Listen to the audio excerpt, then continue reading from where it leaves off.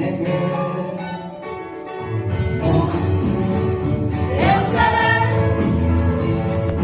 zu, zergatik ez? Euskaraz, zu, zergatik ez? Kaixo lagunak, gaur euskara ikasten 20. saioa egingo dugu. Eta zer ikasiko dugu gaur? Gaur istorio txiki bat kontatuko dugu. Istorio bat, ze istorio? Koronavirusa eta eskola. Har daitezen ba!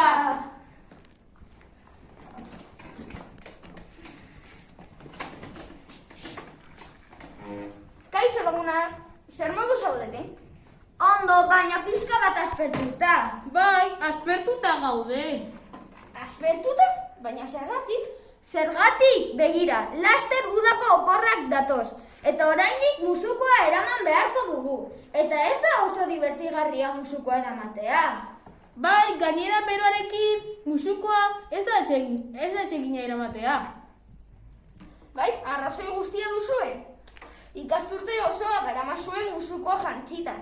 Eta normala da aspertuta egotea. Bai, egun osoa. Zoiketan musukoa jarrita.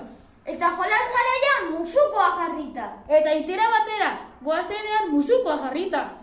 Eta komunera goazenean musukoa jarrita. Eta jangela goazenean musukoa jarrita.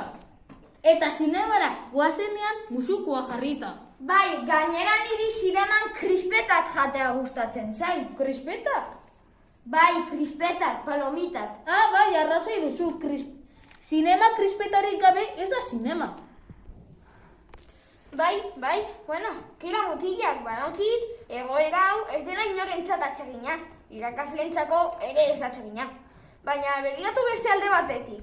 Ikasurte honetan primera portatzen ari zarete eta arau guztiak betetzen ari zarete.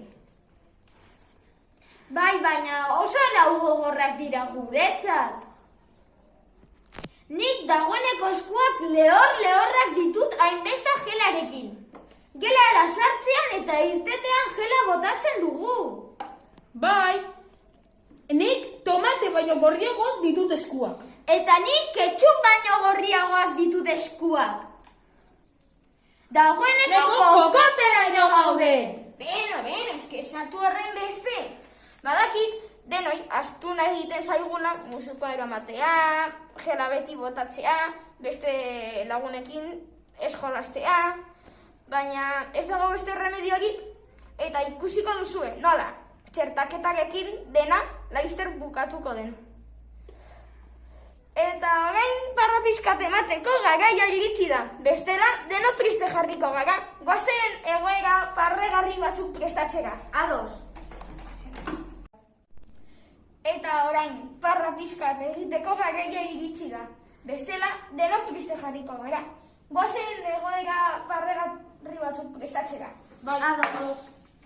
Lehenengo egoera parregarria. Konfinamenduan irakasleekin bideokonferentziak egiten genituen. Begira zer gertatu zitzaion ikasle bati.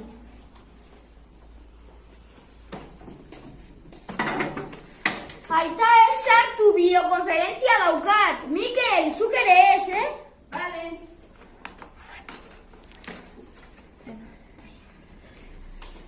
Kaixo andereño. Kaixo Mikel. Marain, galtzerdi hau zugetan da. Aita! Aita, bendik, mesedez, Aita! Bideokonferentzian nago, Aita, mesedez! Vale. Markatu. Bai, lehenengoa ondo daukat. Batuketa ez? Bai, nik batuketa egin dut. Galtzontzile hauek zurea... Aita, berriz! Aita, esan izun joateko, Aita! Bideokonferentzia nago joan, mesedez! Jesta, mesedez, Aita, joan! Barkatu.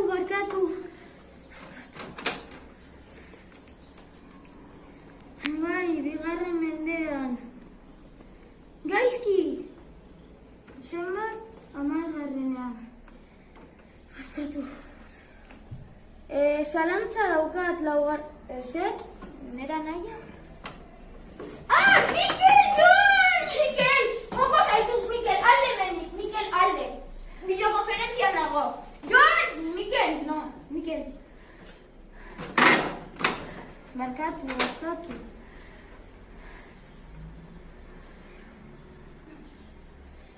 Bai, laugarrena... Aizu mutiko.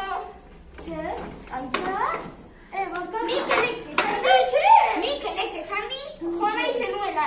Zigortuta zaude, ordena gaiunik gabe, bale? Zigortuta zaude. Killo. Bigarren egoera parregaria. Eskolan. Hemen gaude telebistarako erreportai bat egiten. Gaur konfinamendu eta gero lehen egun klasea da. Eta hemen daukagu Maria.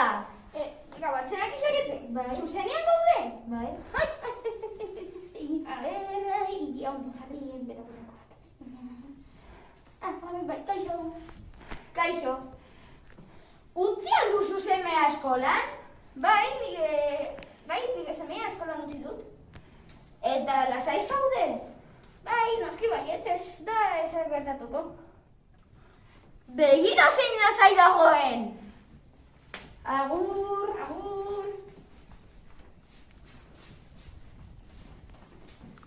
Baina. Aitor!